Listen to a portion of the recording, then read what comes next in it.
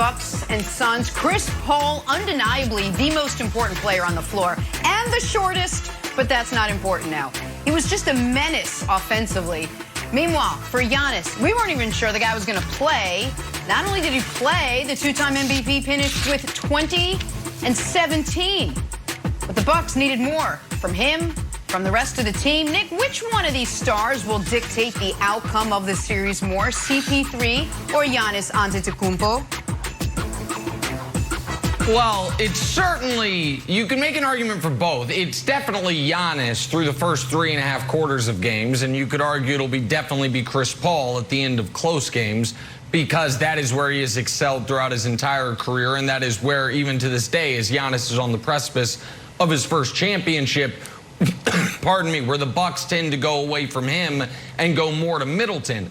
But I think overall, the answer is Giannis, because the Suns in the regular season had no answer for Giannis.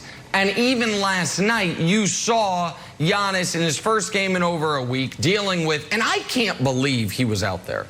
The more I think about it, it looked like Giannis, and he said it after the game, I thought I was done for a year. The fact that he was out there doing that, having the chase down block in transition that he had, damn near a 20 and 20 game, it's like bionic man type of stuff. But the reason I'm going to say Giannis is going to be more crucial, Brandon, is because we have seen the Suns throughout the year. They can win games when Chris Paul scores in single digits, because Booker can explode and because of the player Ayton's turning into. And I think their overall supporting cast, guys 4 through 9, are better. Mikal Bridges, Cam Johnson, those guys are better than the Bucks supporting cast. The way for the Bucks to win the series is for Giannis to be 30 and 15 consistently throughout the series. So I think the answer is clearly Giannis, even if at the end of close games, it's going to lean towards Chris Paul. Right.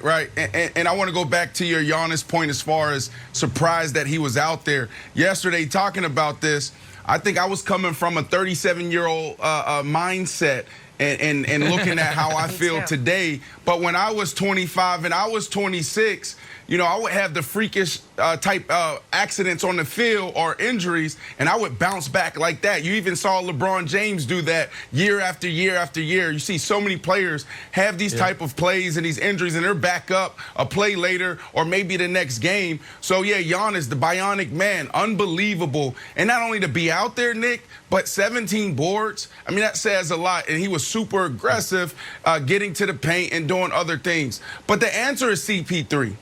And the reasons why I CP3, and I can go through his stats first, but, you know, but before I go through his stats, it's more so his impact on everyone else. You heard Devin Booker after the game talk about this dude doesn't even have to be on the court to impact the game. Think about what he's done for Ayton, and we talked about that. Think about what he's done for Booker. He reminds me of Peyton, man. I love doing, you know, basketball and football comparisons. If I had to compare him to a player in the NFL or all-time great, it would have to be Peyton Manning. I remember once I called Elvis Dumervil up when he was still with the Denver Broncos. I said, buddy, tell me about Peyton Manning. Like, everybody keeps saying, like, his work ethic and his approach to practice is next level. And he said, Brandon, this dude runs the whole show. We went out to practice one day. He had the script. Coach tried to go through the practice. He took the script out of coach's hand, ripped it up, said, let's start practice again. That is CP3. CP3 makes everyone better. And sometimes it can be a bit uncomfortable. But with the right situation, and Nick, you said it's this generation that's really taken to his leadership. And within this situation, now people are really appreciating his leadership style. But when you got other guys with egos and trying to compete with you in the locker room, it makes it hard. These guys know Chris Paul is just different. Chris Paul is married, got kids. He's not going to be out partying with you. He's about one thing. He's about his business. And you better be about the same thing when you walk in that locker room. But wow, think about this, all right? CP3's last 2 games, and keep in mind that he's doing it with a partially torn ligaments in the shooting hand.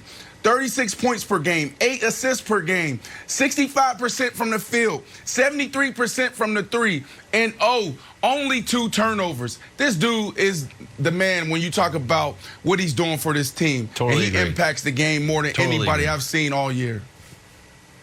Yeah, and to Nick's point, he only averaged 9 points against the Lakers, and they still won. So you can see that he affects the game in a lot of different ways. And Nick, I don't know if you remember this, and I put the producers in a bad spot because I didn't call for this. But there was a point in the second half where Cam Payne started to get hot. I think he hit back-to-back shots. Yeah. And Chris gets the ball out of bounds. And Chris just throws it across court like a little lie. He's like, go ahead, do your thing. He let Cam Payne bring it up, and Cam Payne ended up missing a 3. I said, that is a fascinating play. Because he was just like, this is you. You earned this shot. I'm CP3. I might be finals MVP. I'm a legend. Just do your thing. And I think sometimes we talk about, like, his aggressive leadership, his getting it, in your face, his taking you to getting Ayton to the next level.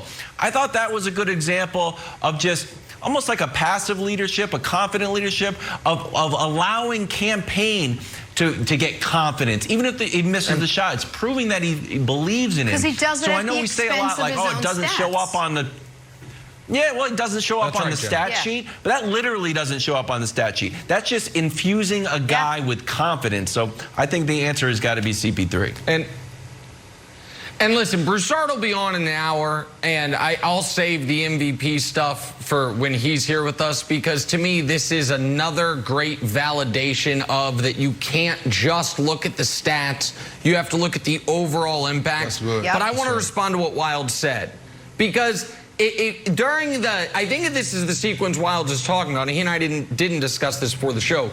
Cam Payne scored 5 in a row for Phoenix while Milwaukee was trying to cut it down. Milwaukee ended up cutting it to 8. But it would have been 3 if not for Cam Payne's 2 tough buckets that he made. It was when they were down from 18, and it's like, oh, they've got it to 12, and then they cut it to 10, then Cam Payne hit a bucket. Then Milwaukee comes down, hits a 3 to cut it to the side. Right. Exactly right. Cuts it to 9, and then Cam Payne hits a 3 of his own. And it's like, okay, Cam Payne gave him right. He has such a weird hitch in his shot, but he's been playing great. You're right, but I totally agree that so much of that is Chris Paul. And I know I keep going back to the Isaiah Thomas comp, but it is so valuable in this instance. And I understand he does TV, sometimes with us and elsewhere, but people need to listen to what Isaiah Thomas says about what it is to be a point guard. And even if you're not in sports, it is to Brandon's point about Peyton Manning, but if you could take it to any industry. The best leaders are people that understand what I need to do to get the most out of you. And so whether it's television producer or a boss of your sales team, it's understanding that the same buttons I push for Brandon, I can't push for Wilds, I can't push for Jen, I can't push for Nick. Understanding what you do best, how I can pull that out of you through either encouragement, feeding you the ball, being hard on you. And Chris Paul is a savant at that. He's one of the best in league history at that. And so that is such an important part of what he does, Brandon. Yeah, but the hardest part is doing it every single day. That's what happens. When you walk in that locker room, guys are going to be looking at you. Is this the day where he takes his foot off the gas? And CP3 has been doing it for, what, 16 years? Every single game? Like, the dude comes in, is at one level. Really quickly, Jenna, before we go to the next thing, I was thinking about Cam Payne's flicked-it form.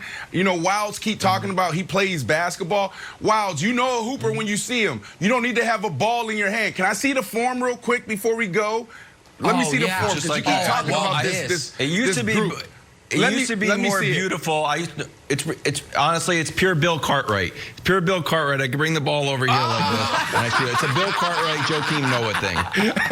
Works though. That's why he's a Joakim Noah fan. That's great.